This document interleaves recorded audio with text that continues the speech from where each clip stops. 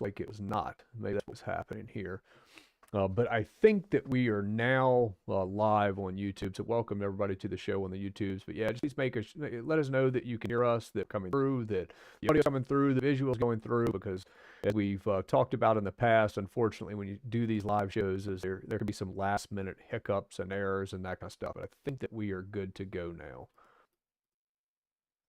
So try to pay attention to comments and whatnot, with that. This is we're really kind of in the heat of the training tours. Deryck was just pointing out, there's classes that have been going all over from the West Coast to the East Coast. I think Rob, maybe a week or two ago, it seemed like he was out in Hawaii as well. There's been a big, really, I guess, a big push for training out there. After many, many years of not having gun rights, all of a sudden they have the right, but through the Bruin decision, to be able to carry guns for personal defense.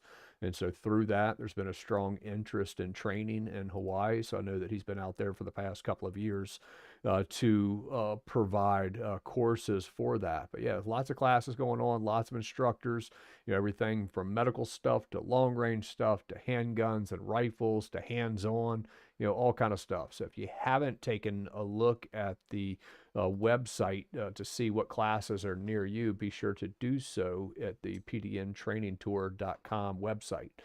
As always, thanks for tuning in, and thank you for Primary Arms Online for sponsoring tonight's show.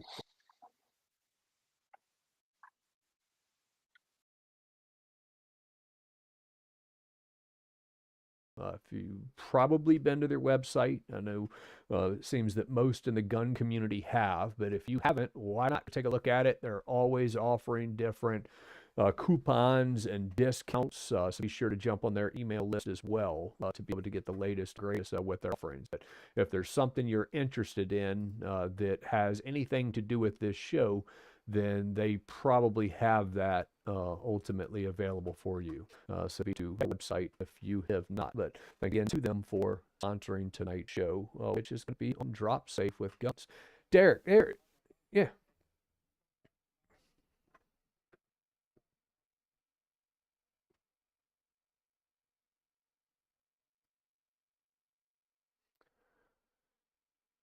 Yes, I really hated that I was not able to get there this year to the train and learn. Really, I had it on the calendar, was open to, and unfortunately, it ended up not being able to.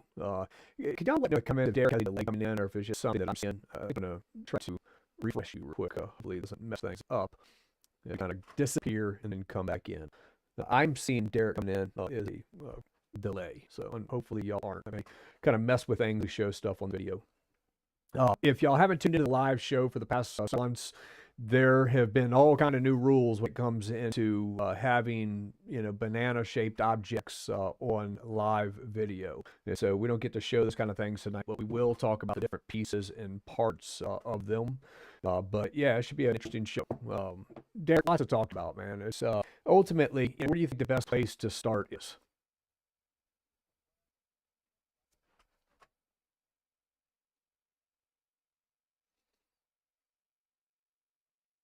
Well, it's, to me, I don't know if anybody that tuned in was watching it, but there was a video that just recently was shared. And I don't know why, just the channel name just completely blanked mine.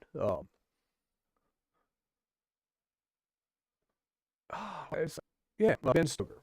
So, Ben Stoker shared a video in which he took his high staccato, dropped it, barrel down in his garage to show that it was capable of going off when dropped in certain ways. And it really wasn't bringing anything to light that people were already aware of. But he was bringing things like that, hey, guys, popular guns out there might not exactly be as safe as you believe they are. The type of gun that he ultimately was used, the type of design has kind of been familiar with many throughout the years, was Series 70 1911.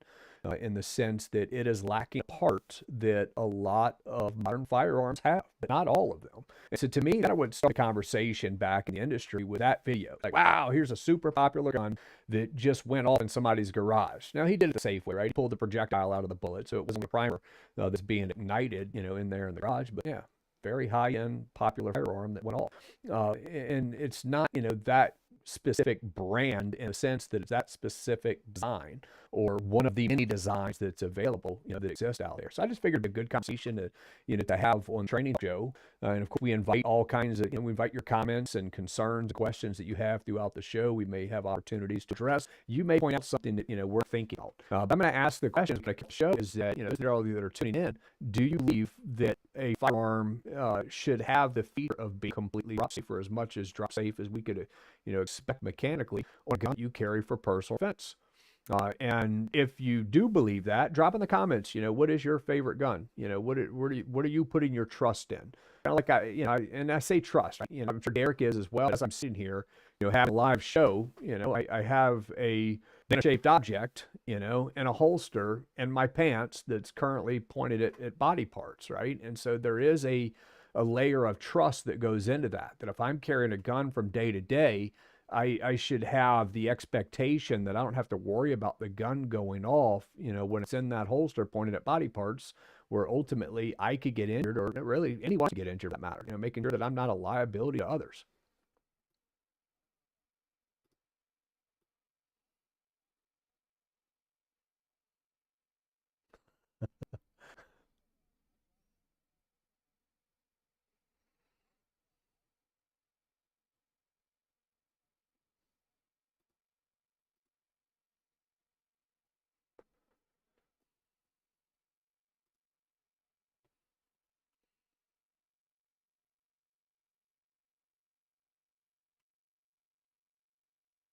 Yeah. It's not, and so, and without really having to jump in and peel back too many layers in regards to like Series 70, Series 80, what does that mean? Well, we kind of talked about how modern guns, many of them are designed to be, drop safe. And so all that is that if you can imagine a block in front of the firing pin that, and I'm simplifying this, but right, but I finger that firing pin that prevents that firing pin from going forward, impacting the primer unless the trigger's pulled, right? So if you think about some of the modern striker-fired videos out there, like something from Glock or Smith & Wesson P, or, Kendrick, right, that I have here in front of me, I'm hoping that the algorithms don't put the slide I'm holding here, but a lot of these guns, feature a part built into them, and many people are familiar with this, but I'm going to point it out just in case you're not. Yeah, so Deryck's pulling stuff apart while talking here, but in front, or excuse me, in the back of the slide here, I'm going to show you where this sits, where Deryck is pointing out in his hand. There is a firing pin block right there. That's touching there with the pencil, right? And so that blocks that firing pin from moving forward until the trigger's pressed. Now, as the trigger's pressed, Deryck, you have that trigger bar?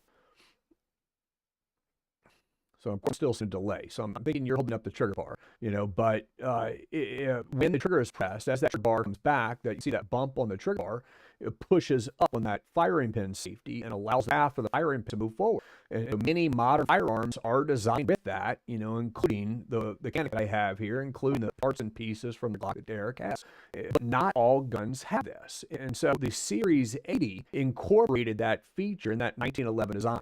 And so ultimately, when they first started at 1911, back in 1910, all the way forward, I think it was into the 80s is when they came out with Series 80 gun, it did not have a firing pin block. And so those guns, under certain conditions prior to that, were capable of going off if dropped. What does that mean? Well, it ultimately means that the firing pin itself, when dropped, the inertia is driving forward and hitting the back of that primer. Under most circumstances, the inertia required to do that means that in that gun, that it barreled down. It's firing pin down. And so you can imagine, you had like a load in the back of a pickup truck or something, and you end up slamming the brakes, load in the back of the pickup truck. If it's not properly, tied down, shoots forward and kind of hits the back of the truck, right? Everybody has seen that. Maybe you had something on the seat of your car, your coffee cup, or your water drink or something like that. And you slam brake and everything flies forward off the seat. That's all that's happening with the gun, is that the brakes are being slammed on as it impacts the ground, and that firing pin is being driven forward with enough force to be able to crush that primer, causing the gun to go off. So and I can't show the video because it showed the banana-shaped objects that trigger the algorithms, but if you look at Ben Stoker's video, you'll notice he's driving it muzzle down, right? Which means if the gun goes off, hopefully, that was being impacted with the ground, but obviously, ricochets are a thing, right? So it could go somewhere, it could still cause injury. And so, that's what we're talking about in between the Series 70 that lacks that firing pin block and the Series 8 that has it. Well, if it's safer to have it, why don't all guns have it, Derek? Why doesn't firearms like the Staccato and many others, they don't have that firing pin block?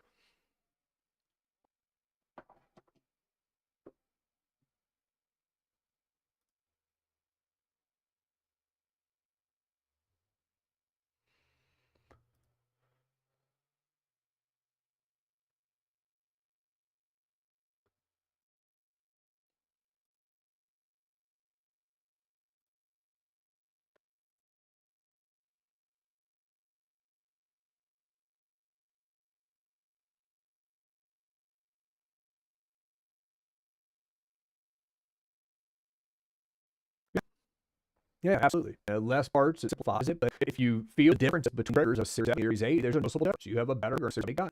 And so those that, especially in competition fire, that are trying to chase that, least amount of deviation with the gun, their press and trigger, it's going to be easier to do that with the Series 7. You're going to have tighter groups, or at least in theory, you're going to be able to pull off tighter groups with the trigger. That's why you have to end up changing out their triggers and whatnot. And so, that's the reason, right? And so, is it important to have something like that? And what are firearms that exist? Let's talk revolvers too. I think, Derek, and think about revolver. Like, go back to, like, your childhood, and you had a 5-shot revolver. What didn't you do?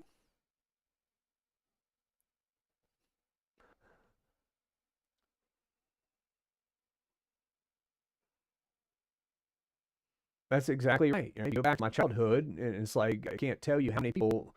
And even at that point, I don't even know that I had a fully understanding of the different guns or the people who were providing this advice as well. But there were so many times that would have mentors throughout childhood with guns. We'll talk about revolvers. Is you never keep a live round in the chamber that was sitting aligned with the hammer. Because again, somebody could slam into the hammer like the gun dropping. That could drive that firing pin into the back of the casing, causing it to go off. But along the way, the C design of the revolvers were also evolved. Whereas before, you could not keep a live round in the chamber. If you could pick up a modern Smith & Wesson revolver, from the gun store, what you're going to find is it does have safety mechanisms that are built into it. You have two different, common types of safety mechanisms in a revolver now. One being a transfer bar and the other being a hammer block. And so, transfer bars basically means that with some designs, the hammer doesn't go forward enough to be able to impact a firing pin. And so the transfer bar bring up a sheet of metal or a metal, right, to be able to fill that gap. That way when the hammer falls forward, it hits that strip of metal that exists between the hammer and the firing pin, and that causes that to go to push forward. Or the firing pin block, they're very similar in appearance, but works to prevent the hammer from being able to come far forward. So one fills the gap, basically creates a gap. I guess is an easy way to look at that. So if you pick up the modern firearms, with modern revolvers, there's not a need, to be able to not have that empty chamber in line with the hammer we used to have to, but the hammer now blocked from being able to get impact, with that fire pin butt.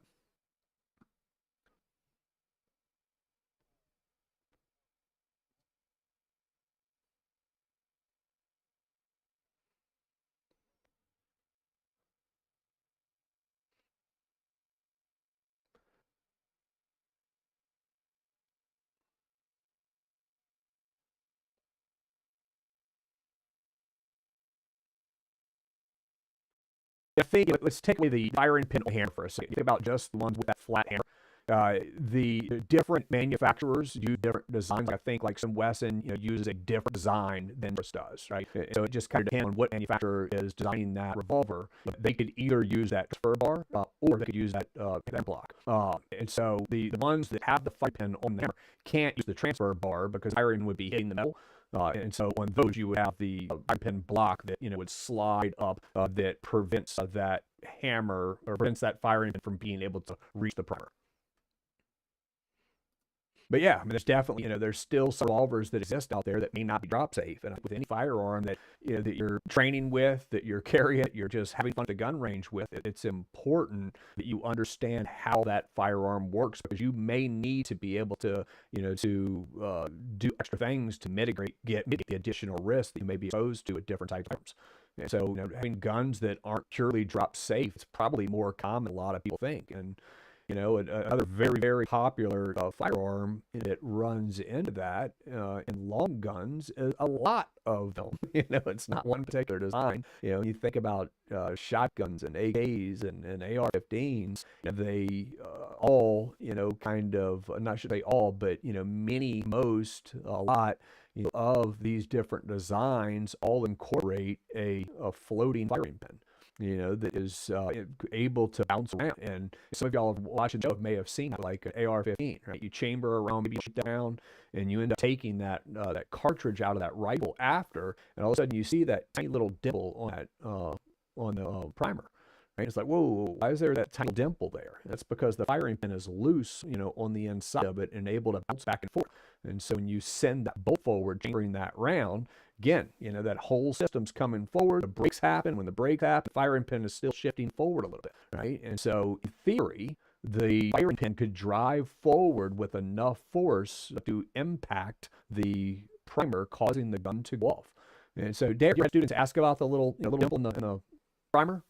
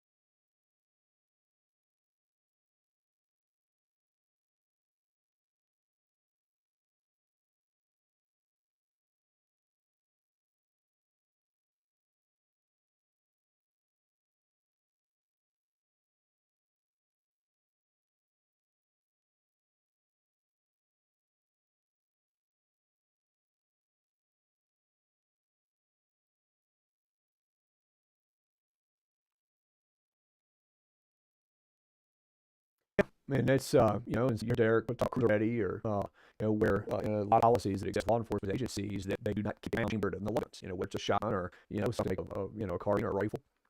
Where the magazine is in, the AR bolt is forward, and if they end up needing a gun when they retrieve the staged firearm, that's when they go ahead and rack around into that chamber.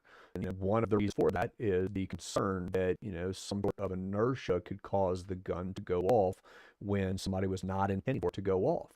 And it's just recently, right? There was a police officer that had just finished serving a warrant, and I think this is Scottsdale, Arizona. But they had just finished serving a warrant. I don't know the details of the incident. Hoping those get released or she does a FOIA request on. I'd love to peel back later some. But the basic lines of the story is after they finish serving the warrant, they're putting away a bag with a rifle, and it falls and impacts the ground, and the impact causes the gun to go off, and unfortunately, very unfortunately, ends up shooting, killing the detective. And so the early years obviously point at the fact that the AR with the floating firing pin could cause the gun to go off. And I always look in this kind of stuff. I want to peel back later. There's got to be so much more that details that we need to know to be able to understand how that happened. Was there interaction with the gun at all? While it was falling. Is the potential that somebody engaged the trigger while it's falling? Ultimately, was the safety on? Could it something in the bag, have caused the trigger to actuate, causing the gun to go off? Was the safety on when it was found? Was the bolt forward? There's so many different questions that we need to be able to have answers to understanding, of what actually happened in that incident. But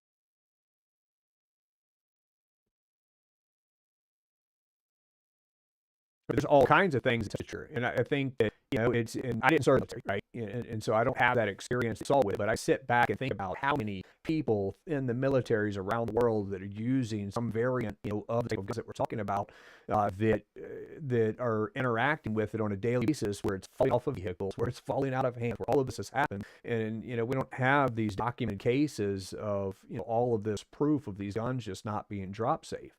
And so obviously one of the questions that I always want to know, when it comes to guns going off and falling, if we know that no one else had interaction with it, we know that nothing pressed the trigger, like if we can somehow figure that out, that those two things did not happen, then I want to know what has been, how the gun maintained, meaning, have they changed parts out in it? Was it completely spec OEM, or have they started dropping aftermarket parts into it? And this is something that happens a lot with handguns, in the sense that some of these aftermarket, especially competition triggers, some of the aftermarket triggers disable some of the safety mechanisms, and make it not as it once was as designed, to be able to cut corners for better triggers. You're cutting out components.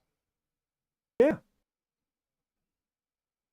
Right, that's it. Somebody takes a Dremel and starts honing down the trigger components in the sear. All of a sudden, that engagement is not where it should be, and that can cause the gun to go full load, or it can cause the gun to no longer be drop safe. And so those are modifications that come in. And so that's the concept that I always want to know. And Eric's seen this, many times. Any instructor has seen, a lot of students has seen this so many times, where guns aren't working the way the manufacturer designed it, and the answer is because someone messed with it. They either modified it themselves, or they changed parts of it. And maybe they turned the gun reliable, or maybe they turned the gun full auto, or double shots, whatever. And so that's always what I want to know is, okay, what has been changed about that?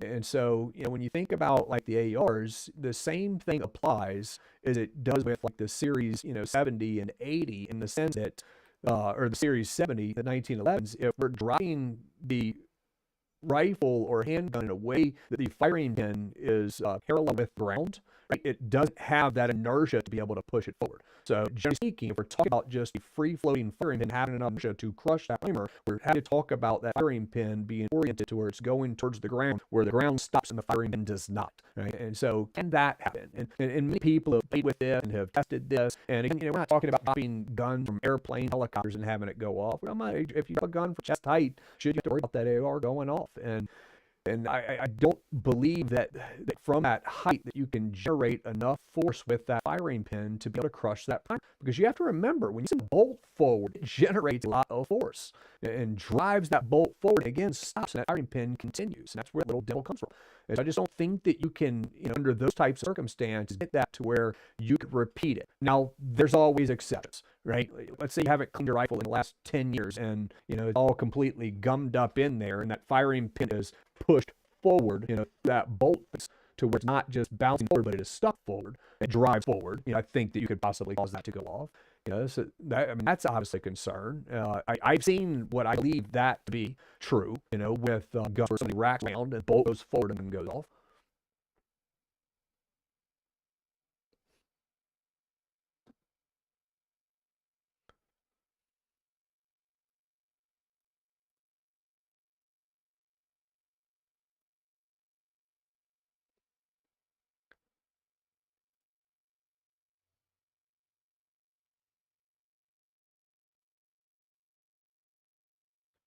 Yeah. I remember a couple years ago, where someone from tactical response, they did their best to repeat certain circumstances. The only way they got the gun to go off on impact is, I have a bolt in here, right? But imagine the charge coming back where the bolt carrier group were in full rear position. They hadn't hooked up to a lever, but they basically stuck the upper in the vise and then pulled that bolt all the way back, in that rear position, and slammed it with a hammer. And with a hammer force driving that bolt forward, that did end up being enough inertia, to be able to crush that primer. And I think they repeated it 2 or 3 times. Those were the only circumstances, but that was only been able to do that with the upper off of the load, with that bolt carrier pulled all the way in rear position and hit with a hammer. Just with the bolt all the way forward, they could not repeat that. So when the bolt was in the forward position, hit it with that same hammer even harder, they could not get it to repeat, that go off. And so, some arguments, I guess, could be made if you had the rifle with magazine and the gun loaded, bolt locked to the rear, something releases it and generates additional force, then potentially generate an inertia required to cause that gun to go off. But I don't believe that it's near of a concern as it sounds like in isolation. But again, it's I mean think about that. If these guns weren't trusted to be drop safe under normal working conditions, then how could we safely do things like allow them a gun range, allow them as a patrol role where you've got officers running that could trip, or allow them in the military, where same conditions apply, right? Just so many outside variables. So we need to be able to have a certain amount of trust, with firearms that we work with. And I think that we're always mitigating risk, right? There's always going to be risk associated with using guns, but I don't think that risk, as long as we're talking about, guns that are generally designed to be drop safe, that, that are in proper working conditions, that are properly maintained, that have not been modified in the wrong ways, have not had parts changed that could lessen or weaken those, the safeties on the guns, then, I don't worry about those pieces. But what are your thoughts on that?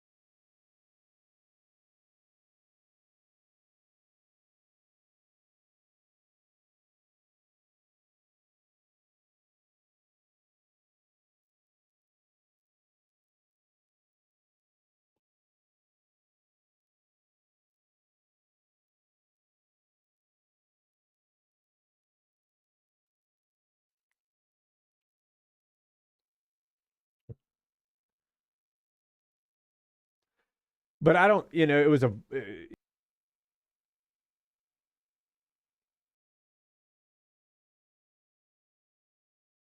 Yeah, it was, and it has to be.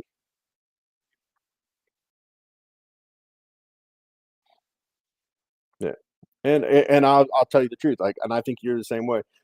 I would ask my students that were showing up with that model gun, "Has that gone back for the voluntary recall?" Because I was not allowing them on my range just for the mere fact of how they would that ND or that, that drop discharge go off is very similar to something that could potentially happen on our range with the Yeah, type of it's classes we run. just for, to further explain that for those of y'all that haven't been through our courses, we explain to students at different times different things, right? That it would be like way better for you to let go of the gun and let it hit the ground, than it would for you to try to catch a fumbling gun or something like that, right? We look at the gun falling as that should be the safer of the two. That too many times you've had people reach out, try to catch things that have caused the firearm to actually discharge.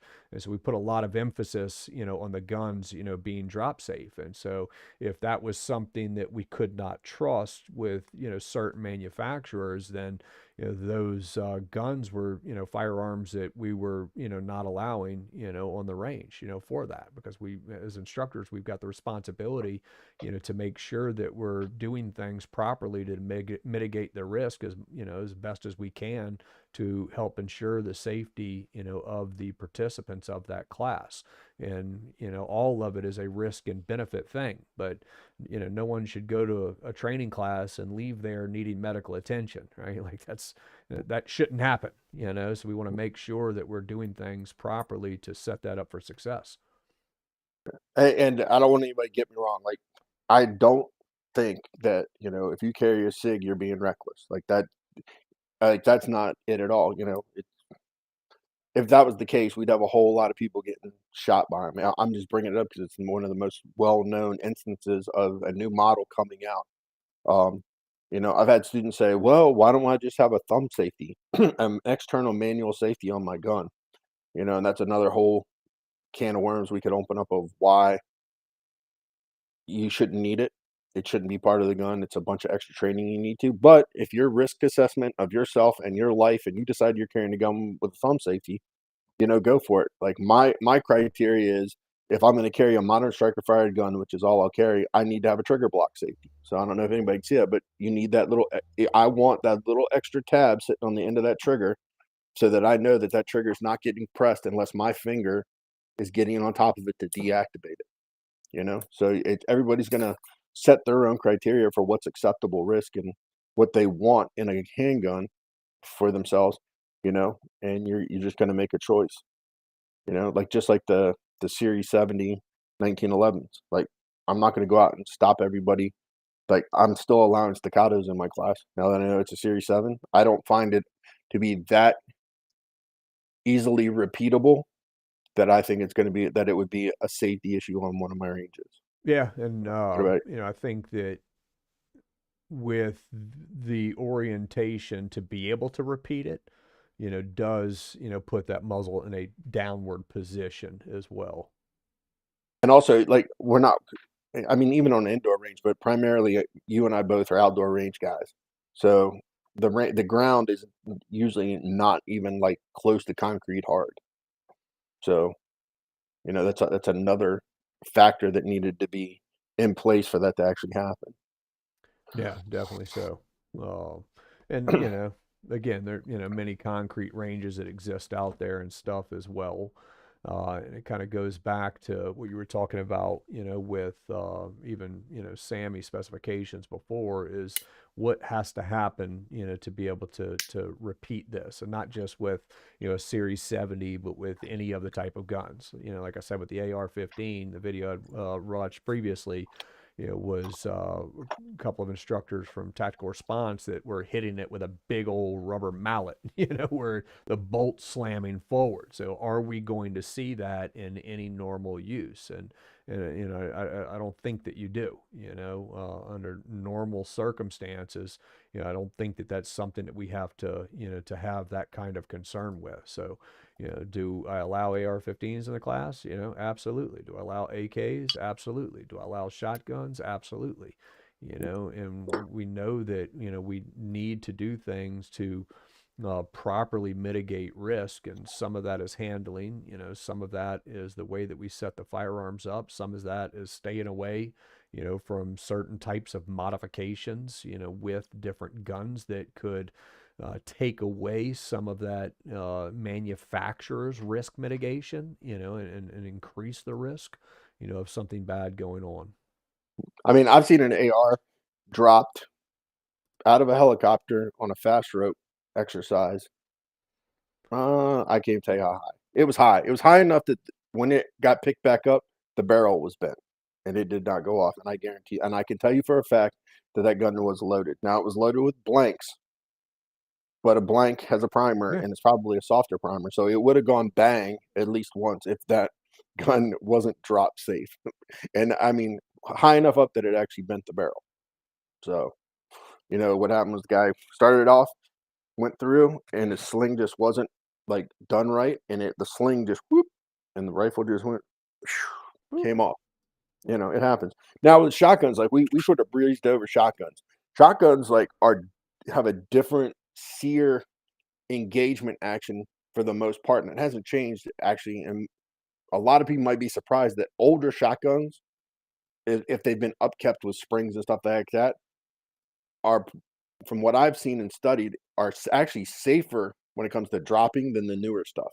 The newer stuff has like this sear, like here, let show you all that I should never have. I never went to art class.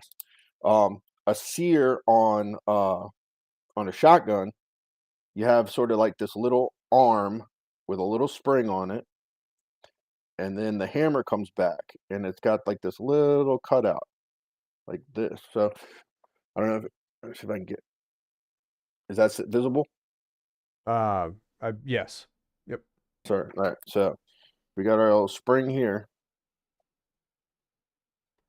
So as the hammer comes back, those little tabs actually hook onto that little sear right here. And that spring is what's keeping the pressure on the back of that hammer. So if this is the butt of the gun back here, if that goes like that and the spring is weak, or from it's excessive effort of like dropping it from like standing height, that spring could potentially compress and release the hammer. And that hammer then has all of its spring power to hit that floating uh, firing pin. Yes. Now, that's a Remington model. So the butt of the gun on a Remington is where the trouble comes in. If you grab a Mossberg, because they have the thumb tab on the backbone Yep. of the, it's the opposite. It's muzzle side. If it goes slamming muzzle first down, that will do the same sort of release, but a bit of a different mechanism. So that's why, excuse me, in those classes, and I haven't done a shotgun class in forever, but in those classes, at the end of each firing session, that was bolts were always were open. So semi-automatics were locked open, or the pump was pumped open and left open because of the fact of that rifle, and because we go muzzle down, there's a potential for one of those rifles to potentially fall or something like that. So that's the only gun I will actually ensure that the breech is open in between firing sessions. What about you? Yeah, no, same. You feel the same way? And it kind of the same as well when it comes to even staging them, right? Is Yep. that, with handguns, I think we've talked about this before, the importance of having the gun ready right now, like round chambered, ready to go. It's on your body. If you need it, you either have it ready or you don't have it ready. You don't have the time to go get it ready. Self-defense incidents happen extremely quickly. But when it comes to long guns, ultimately, if you have the time to go retrieve your gun, like it's a home defense situation, or like it's a patrol rifle, or even a civilian that's going to retrieve it from the back seat of their car to, to stop the active shooter because they're pinned down from, or whatever, right? If you have the time to go retrieve it, you kind of have the time to rack around into it. And so I think that, it makes sense to do more to mitigate the risk with that staged gun, by not having that round chambered in it, that could increase the risk on something like that, with the shotgun or even with the rifle for that matter.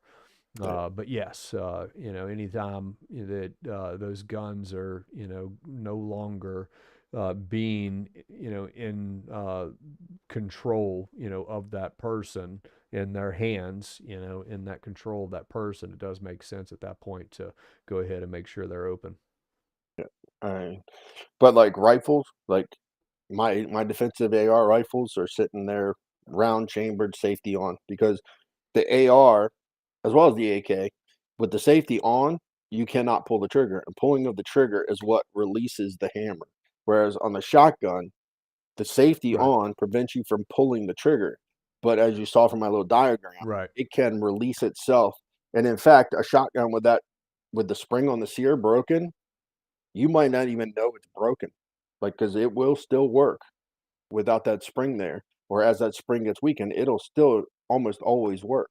It just you won't notice it until if you do a butt slam with like a Remington or a muzzle stab at the ground with a Mossberg, you won't know it until you do something like that. Then all of a sudden it's like, ooh, I got a problem. I need something fixed. Um, but you know, hey, Definitely. oh, Um, and then before we forget, yep. California and I think maybe Massachusetts have their own set of testing criteria that a gun has to pass before it gets put on their allowed list. I know California for sure, and I want to blame Massachusetts for the other one.